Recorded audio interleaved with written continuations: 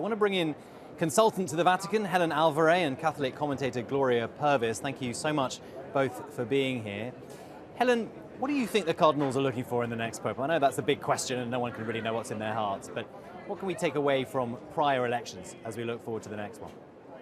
Yeah, I mean, you have to have somebody who it almost defies expectation, but is a person who can first and foremost reach out to the people who need to encounter Jesus Christ, who really haven't experienced this before, while at the same time taking care of some pretty serious administrative matters, financial, burial, the sex abuse crisis. The first is the most important, but the second really has to be just taken care of.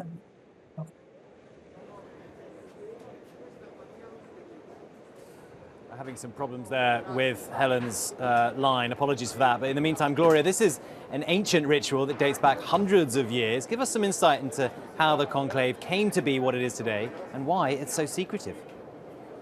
Well, the conclave in the early days of the church had more people participating than cardinals. And it wasn't until about the year 1059 that the Pope at the time said, okay, only cardinals can vote. And then over time, there was a decision, you have to have 2/3 majority of the cardinals vote.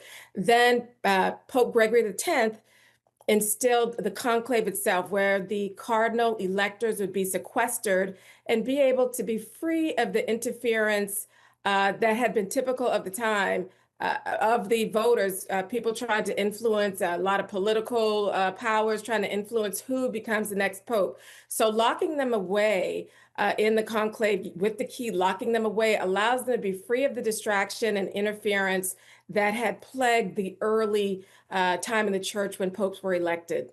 So that's why we have it. It's fascinating. Helen, we've had these congregations this week. What issues were front and center, and what issues do you think the church still needs to address? The issues that were front and center were so numerous, we really couldn't list them all.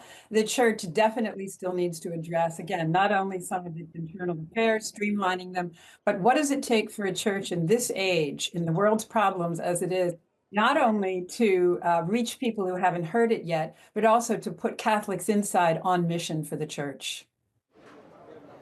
Gloria, these cardinals have come from all over the world. They're now here in Vatican City. Talk to us about the global nature of the church and why that is so important. Well, I think it's important for people to know that the church is a global one. It's not just a European church. We have a fast-growing church in Africa and Asia.